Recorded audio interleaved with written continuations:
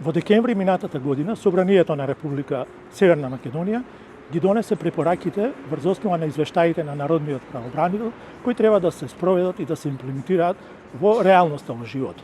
Тие се бројни препораки, се однесуваат на еден широк спектар на нарушување на правата на граѓаните, како на човековите права, така и на институционалните права што им следуваат во однос на тоа што треба да го испорачаат институциите кон граѓаните. За сите овие прашања и за многу други од работата на Народниот правобранител минатата година, сега сме пред канцеларијата на Народниот правобранител, каде што не очекува господинот Насер Зибери, со кој ќе разговараме на овие и на неколку други прашања.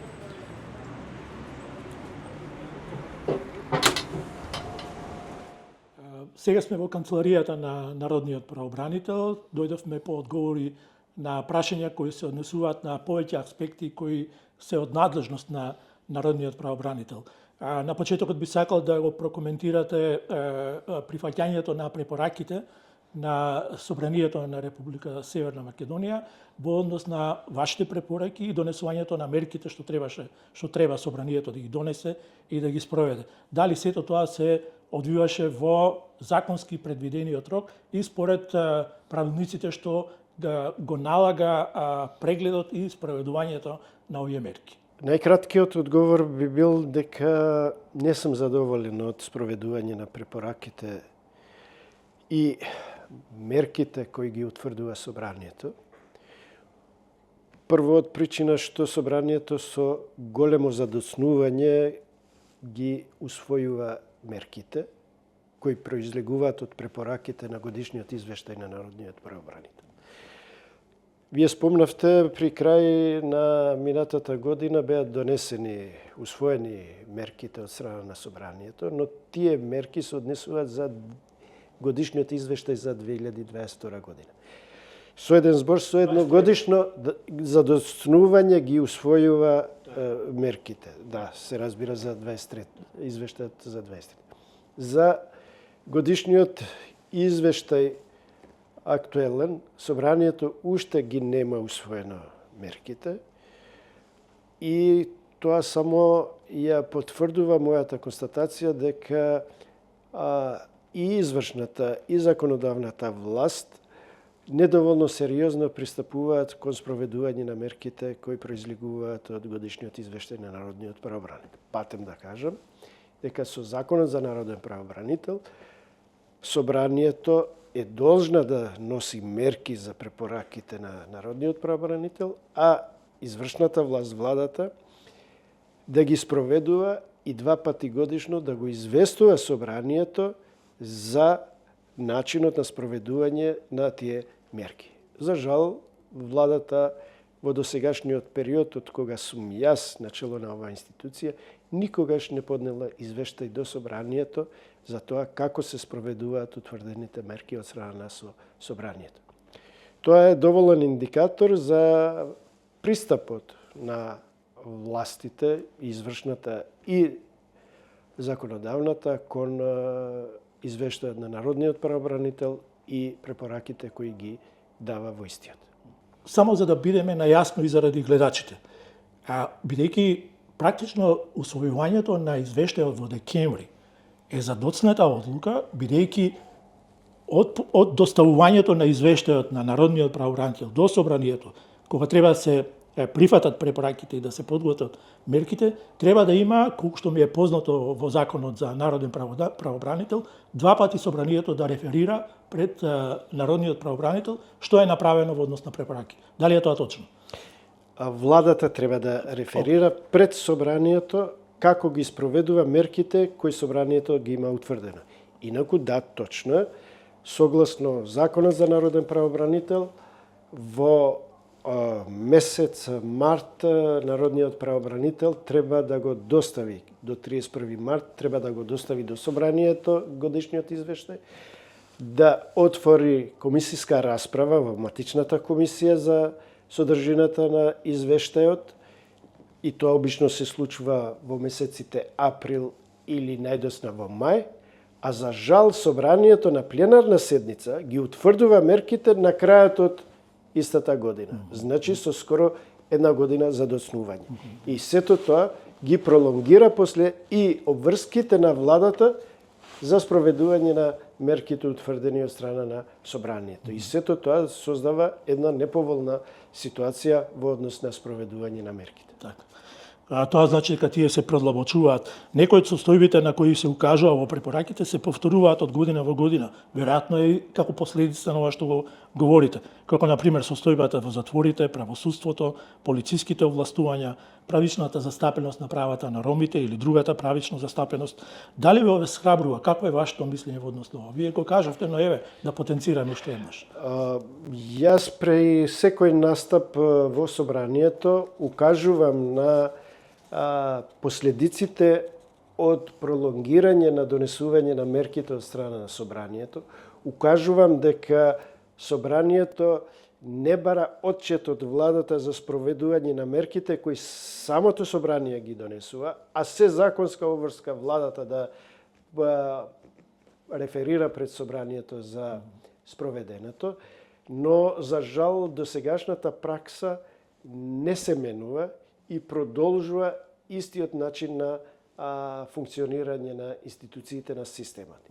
И следствено на тоа се разбира дека состојбите во одредени области кои се покритични, меѓу кои вие ги спомнавте состојбите во затворите, но и во други области не добиваат соодветен одговор, односно не се пристапува кон промена на состојбите. Ние, за жал, добиваме сериозни забелешки и од невладините организации во земјата, но и од меѓународни организации за состојбите во одредени области, како што е прашањето на недискриминација, како што е состојбата во затворите, како што е состојбата со исполнување на уставно определената обврска за правична и соодветна застапеност, како што се правата на децата и така натака. Така. Еве да се задржиме на некои од нив, јас ќе ве прашам во наредните неколку прашања. Во вашите медиумски јавни настапи, меѓу другите ги спомнавте МАНУ, МЕПСО, Врховниот суд и некои други државни и јавни институции, каде што не се почитува правичната застапеност. Правичната застапеност и како тема беше актуелна минатиот месец заради иницијативата на владата да промени некои аспекти од законот што ги одврзува на правична застапеност. Но мене ми се чини дека овие апели не наидуваат на фидбек за да донесат промени. Дали го делите ова мислење? Целосно го делам мислењето со оваа констатација што ја изнесовте, од причина што и после 2 декади од внесувањето на ова начелно, како темелна вредност на нашето уставно уредување, ние се уште немаме хармонично застапување на сите заедници во јавниот сектор. Тоа значи државната администрација, администрацијата во единиците на локалната самоуправа и другите организации кои се од јавен карактер. Ние се уште имаме институции кои ги спомнавте, каде што застапеноста на помалите заедници е нула. Карактеристичен е и примерот со МАНУ кој го спомнавте, каде од 92 вработени во службата на МАНУ има само еден албанец, ниту еден турчин, ниту еден ром, ниту еден србин и така натака и така натака. Тоа само по себе зборува колку е сериозен пристапот на институциите кон спроведување на ова и уставна определба, но и законска обврска. Иако со одлуката, последната одлука на Уставниот суд за укинување на некои одредби од законот за вработените во јавниот сектор и административните службеници и подзаконскиот акт, како што е методологијата за начинот на исполнување на вработувањата согласно определбата за соодветна и правична застапеност, се создаде една правна празнина каде што институциите во овој период немаат обврска да постапуваат според ова уставно начело. Што значи ова? Се додека не биде донесен најавениот закон за соодветна и правична застапеност, институциите ќе може да вработуваат без никакви ограничувања и мое лично убедување или мислење е дека тоа намерно се прави по промената на власта во овој период раководителите на јавните установи, министерства и други органи да може да имаат одврзани раци за пополнување на работни места без никакви ограничувања и придржување кон законски одредби. Океј.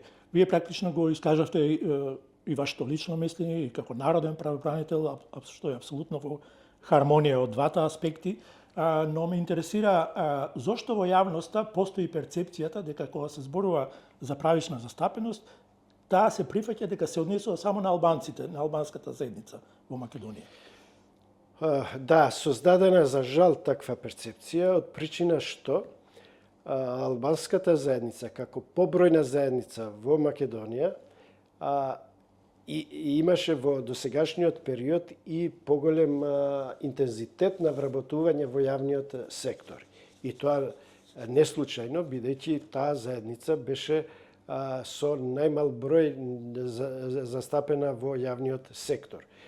Како илустрација ќе ви наведам дека од кога беше воведен принципот на правична и соодветна застапеност, во јавниот сектор албанската заедница беше застапена со само 6%, а во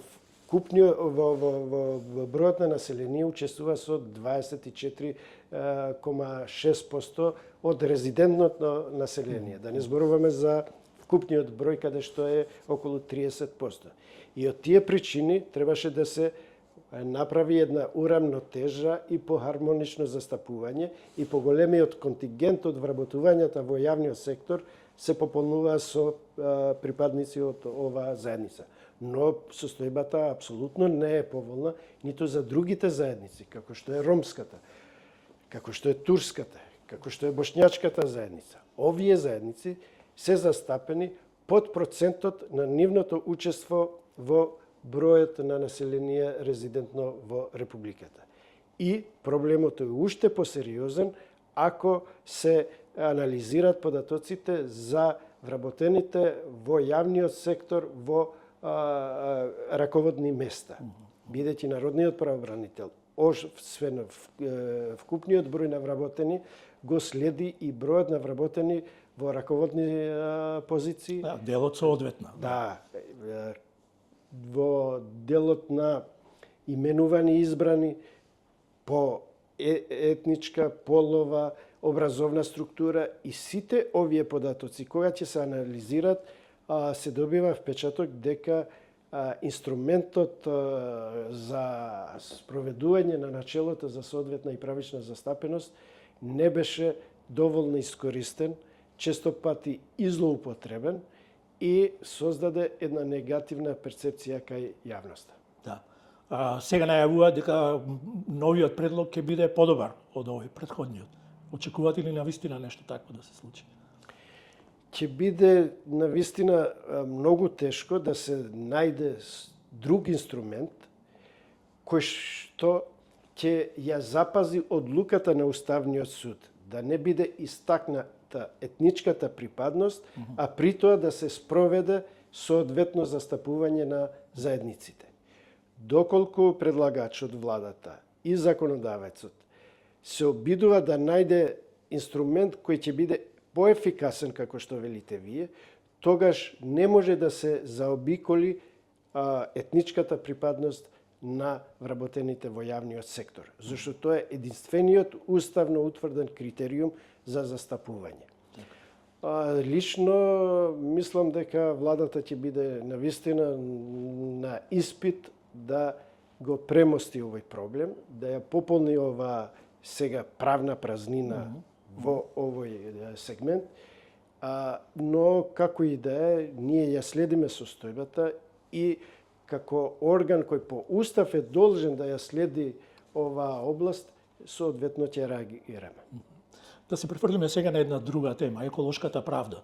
Неодамна подпишавте меморандум, ми се чини, со UNDP и со невладините организации чија активност го покрива животната средина за заедничка соработка во однос на еколошката правда.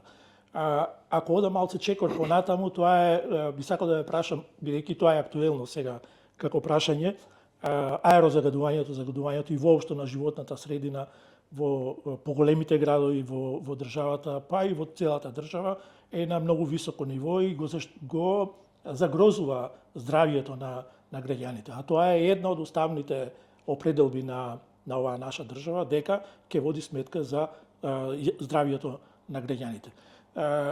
Оваа иницијатива, овој меморандум, очекувате ли дека може да направи некаков пробив на тој план? За жал, состојбите со заштитата на животната средина, квалитетот на амбиенталниот воздух, но и загадувањето на водата, почвата, се сериозен проблем со кој се соочуваме. Во последните години, Скопје и не само Скопје, меѓу градовите во светот со најголемо загадување на амбиенталниот воздух. Во топ 10 градови во светот, Скопје е перманентно истакнат како простор во кој има нечист воздух. За жал, квалитетот на амбиенталниот воздух е само едната димензија. Состојбата со екологијата или заштитата на животната средина има и други сегменти кои исто така деградираат во последно време и тоа сериозно. Неконтролираното користење на минерални суровини создава сериозен проблем и за загадување на воздухот, но и за деградирање на природата во која живееме. Ако патувате од Гостивар према Маврово и Охрид, само во тој потек ќе видите какво енормно исцрпување и искористување на минералните суровини има од правни субјекти за лични интереси, за профит. Неконтролираното, би рекол и нехумано градење на Скопје и не само Скопје, ката дневно ги намалува зелените површини и амбиентот во кој се движиме. Неконтролираното депонирање на сметот и отпадните материјали создава навистина многу непријатна слика и сето тоа создава една панорама која, за жал, нашата земја ја става во една од по-нехуманите средини за живење. Поаѓајќи од актуелноста на ова прашање, точно е, ние во соработка со UNDP организиравме неколку активности, меѓу кои истражување на состојбите во единиците на локалната самоуправа со животната средина, организиравме подпишување на еден меморандум за соработка со невладиниот сектор, кој за волја на вистината има многу специализиран пристап кон овие прашања и еден од сегментите кој го држи прашањето на чиста животна средина актуелно, перманентно во јавниот простор. И следствено на тоа, ние со невладиниот сектор, освен што ги подпишавме тие меморандуми за соработка, ефектите од тој меморандум се гледаат во зголемување на бројот на представки кои ни доаѓаат сега, не само од граѓаните, туку и од тие невладини организации. И второ, експертизата на невладините организации ние ја користиме при вршење на истражувањата, меѓу кои имавме едно истражување во единиците на локална самоуправа за пристапот на единиците на локална самоуправа за спроведување на дел од одредбите на Законот за заштита на животната средина, кој патем кажано, 20 пати од кога е донесен пред 2 децении изменет и сметам дека е време конечно да се донесе еден кодифициран законско решение кој сеопфатно ќе ги опфаќа сите овие елементи. Состојбата е навистина алармантна од причина што тоа истражување покажа дека над 50% од единиците на локална самоуправа немаат организирано инспекцијски служби за заштита на животната средина. Немаат вработено ниту еден инспектор за заштита на животна средина. Ако нема инспектор кој ќе ги спроведува мерките, ќе укажува и ќе казнува, тогаш како можеме да очекуваме да правните субјекти, физичките лица ќе внимаваат во незагадувањето на просторот во кој живееме. И затоа ни се случува како печурки да никнуваат диви депонии, истите да бидат запалени и загаденоста на воздухот да не е со највисок процент на загаденост.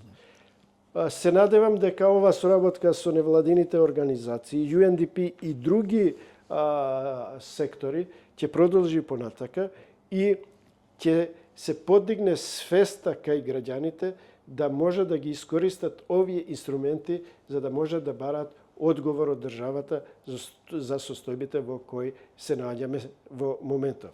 Во прилог на ова оди и начелниот став на Врховниот суд, каде што беше завземен став дека граѓаните може да ја тужат државата, односно единиците на локалната самоуправа, кои не ги спроведуваат одредбите и обврските од Законот за заштита на животната средина во однос на донесување на годишните планови и мерки за заштита на животната средина. Повеќето од единиците на локалната самоуправа или носат формално вакви одлуки и не ги спроведуваат, или носат вакви мерки, но не определуваат и буџетски средства за спроведување на истите и затоа состојбата не се променува. Така. Ви благодарам за овој исцрпен одговор. Вие практично одговоривте и на следното прашање кое го предвидев, но еве да одиме понатаму. Како народен правобранител секоја година исто така го ставате акценти на врсничкото насилство. Исто и тоа беше нешто во претходниот период, негде есента таму, прилично нагласено кај нас, имаше многу такви случаи. Каква е соработката со институциите надлежни за ова прашање? Дали сте задоволни од нивните активности и мерки што се преземаат? Во однос на соработката сме задоволни, бидејќи нашите обраќања добиваат одговор од надлежните и за состојбите, но и за мерките кои се превземаат. Но не сме задоволни од квалитетот на мерките кои се превземаат и затоа имаме сериозни последици од ваквите настани. Ние во 2024 година направивме едно истражување во основните и средните училишта за состојбата со мобингот и врсничкото насилство. Добивме многу интересни, но и загрижувачки податоци. Во основните училишта дури 48% од анкетираните ученици дадоа одговор дека биле жртви на врсничкото насилство. Но на прашањето дали сте се обратиле до надлежните пред се во службите во рамките на училиштата, па и надвор за заштита од ваквото насилство, само 26% од анкетираните се изјаснија дека да се обратиле. На прашањето зошто не се обраќаат за заштита од врсничкото насилство, учениците даваат одговор дека не се убедени дека структурите во рамките на училиштата можат да им помагаат во надминување на ваквите проблеми. Гледано од полов аспект, се гледа дека девојчињата, односно ученичките, се најчесто жртви на ваквите состојби. Слична со помал интензитет и состојбата во средните училишта, иако свесноста во средното образование е поголема во однос на искористување на мерките за заштита од врсничкото насилство. Сликите кои често пати ги гледаме од немилите настани во училиштата кај нас се сериозен аларм.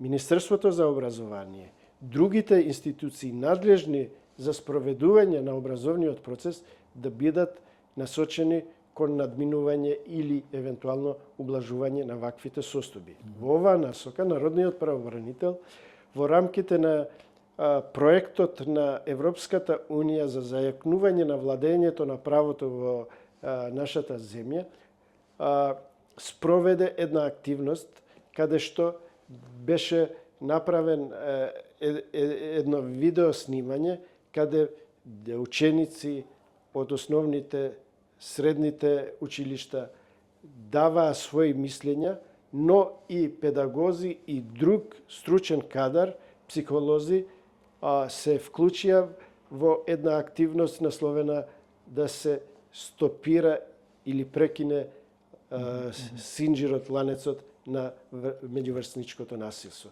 Патем да кажам, не случајно, преставките за повреда на правата на детето се една од најбројните во периодот во последните години перманентно. Така. Една ваша активност која ми се чини дека не е директно поврзана со она што е ваш интерес, беше вашата реакција во однос на оној систем, ако можам така да го наречам, на продавници за пари за брзи кредити, каде што граѓаните беа изложени на ситуации кога заради недоволно познавање на условите, недоволно јасните услови и така натаму, беа изложени на големи задолжувања. Народниот правобранител, вие реагиравте на оваа ситуација и јавноста тоа го дочека прилично позитивно. Да, точно е, бидејќи бевме преплавени со преставки од страна на граѓани кои сметаат дека се измамени од правни субјекти кои вршат ваква услуга. Имавме преставки каде што беа наведени ситуации кога за искористен брз, така наречен брз кредит од овие друштва да им се побарува 2 пати, 3 пати поголем износ на парични средства за враќање. При една анализа наша дојдовме до заклучок дека за жал финансиските друштва функционираат во еден недоволно уреден правна регулатива и затоа ние покренавме иницијатива за измени во Законот за финансиските друштва. Измените во Законот за финансиските друштва одеа во две насоки. Прво, да се уреди начинот на основање и функционирање на финансиските друштва и второ, надзорот кој треба да го врши надлежниот орган. Ние првин се обративме, да речеме, до Народна банка, да ги видиме надлежностите на Народна банка во однос на функционирањето на овие финансиски друштва. Нивниот одговор беше дека ние не сме надлежни. И затоа во иницијативата побаравме да се лоцира надлежноста за надзор врз овие друштва. Во соработка со Министерството за финансии дојдовме до измени на Законот за финансиските друштва и тука беа наведени точни законски обврски како може да функционираат овие друштва. Имавме навистина нелогична ситуација каде што друштва кои организираат игри на среќа се јавуваа како посредници кај финансиските друштва, нивните клиенти да ги користат брзите кредити за да можат парите да ги трошат во овие друштва кои организираат игри на среќа. Тоа со закон го прекинавме. Исто така со закон ставивме обврска да финансиските друштва транспарентно ги изнесуваат условите за користење на ваквите кредити. И меѓу промените кои беа извршени беше и тоа да едно лице без да го враќа претходниот кредит да не може да се задолжува по втор пат во истото финансиско друштво.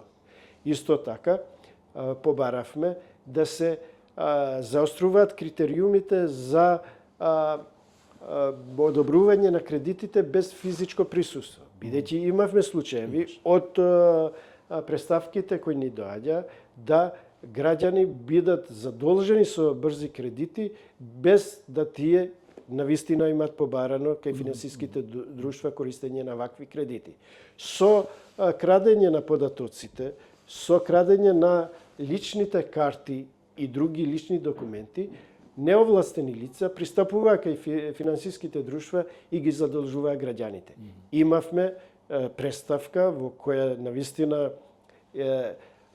бевме запрепастени што ни се случува, каде што лице со попреченост беше задолжено кај финансиско друштво. И тоа беше резултат на фактот што финансиските друштва само со приложување на лична карта на одредено лице, без да се утврди идентитетот на клиентот кој пристапува, одобрува кредити.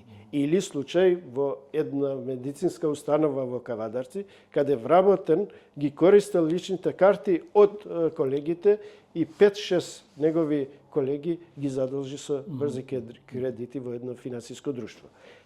Овие девијации и деформации за среќа успеавме да ги ставиме во законски рамки и да се надмине ваквата состојба. И вториот дел на прашањето за функционирањето на финансиските друштва беше контролата која треба да ја врши Министерството за финансии.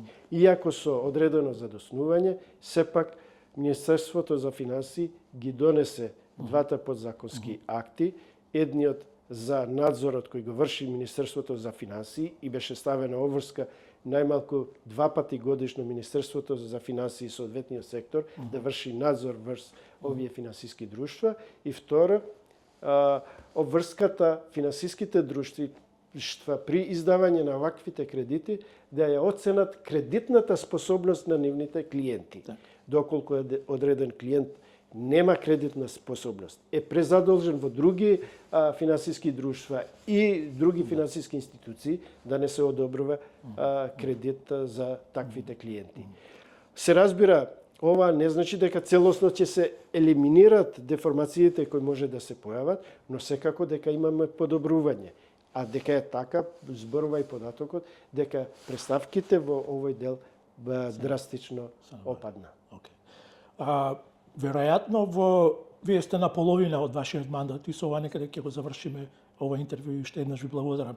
Веројатно ова последно што зборувате, што го кажувавте за интервенциите во регулирањето на овие финансиски друштва, ќе биде едно од оние позитивни исходи што ќе ги запишете во резимето, барем во оваа половина од вашиот мандат. Што е тоа друго што може да го издвоите како успешна активност во изминатиот период и што е тоа што во наредниот период ќе се насочите за да ставите еден ваш успешен потпис на мандатот кој ќе го окончате? Како друго прашање во рамките на нашите законодавни иницијативи, позитивно го оценувам и фактот што успеавме со наша иницијатива, со наша упорност, да го смениме Законот за облигациони односи и прашањето на казнената камата и каматата воопшто да ја лимитираме во висина на основниот долг што клиентите го имаат, односно должниците према доверителите. Едно болно прашање кое извршувањето и извршителите ги ставаше перманентно на чело на преставките по бројност за кои граѓаните приговара и се жалеа кај народниот правобранител.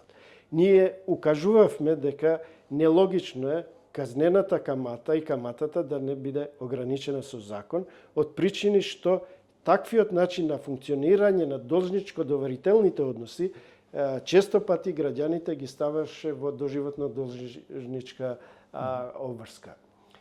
За среќа, собранието, минатиот состав, најде сили, смогна сили и донесе измени на овој закон. И навистина сум горд што успеав едно вакво крупно прашање, проблематично за граѓаните, да го уредиме и да го ставиме во законски рамки. Исто така позитивно го оценувам и измените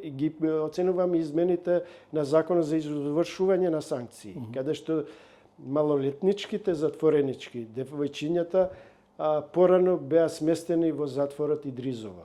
Казненото поправната установа Идризово не е место за соодветно воспитување и ресоциализација на девојчињата. Во ситуација кога имаме едно воспитно поправен дом во Тетово за малолетници, беше логично ова прашање да се преуреди и законодавецот имаше спремност нашето укажување да го уреди со закон и затворот Идризово беше изземен како место каде што се сместуваат овие девојчиња. Има и неколку други иницијативи во законодавната област каде што успеавме со упорност да постигнеме резултати, како што е и прашањето на неколку подзаконски акти кои ги носи регулаторната комисија во однос на контрола и отчитување на мерните станици и начинот на исплата на долговите на граѓаните. Во однос на функционирањето на институцијата, исто така позитивно го оценувам фактот што за прв пат во оваа институција беше организирана синдикална организација. институција која ги штити правата на граѓаните, вклучувајќи ги и правата од работен однос, немаше своја синдикална организација. Успеавме исто така да го подпишеме колективниот договор со Гранковиот синдикат и тоа да биде еден од условите за добивање на регрес на вработените во институцијата, зашто до моето доаѓање вработените во овој сектор нема право на тоа. Исто така, пред неколку дена со Гранковиот синдикат го подпишавме и колективниот договор со кој на вработените им се дава можност од месец мај да им се додели надоместок од висина од 30% од личниот доход. Се надевам дека Министерството за финанси нема да представува пречка тоа да се реализира, бидејќи гледаме дека многу вработени во јавниот сектор, во органите на државната администрација протестираат за неисполнување на ваквата обврска од страна на државата. Доколку тоа се случи, ние навреме ќе реагираме. И накратко на што ќе биде фокус во наредниот период? Останува неисполнето мое залагање, исполнувањето на измените на Законот за народен правобранител, кој дава две можности. Прво, финансиска и организацијска консолидација на институцијата, но и исполнување на критериумите за акредитација на национална институција за заштита на човековите права со А статус согласно Париските принципи за националните институции за заштита на човековите права. До сега, за жал, не успеав да ги убедам извршната и законодавната власт ова да се направи, а со тоа Македонија останува една од ретките земји и во регионот со национална институција која нема статуса. Ви благодарам за разговорот и за можноста да ги добиеме одговорите на овие важни прашања.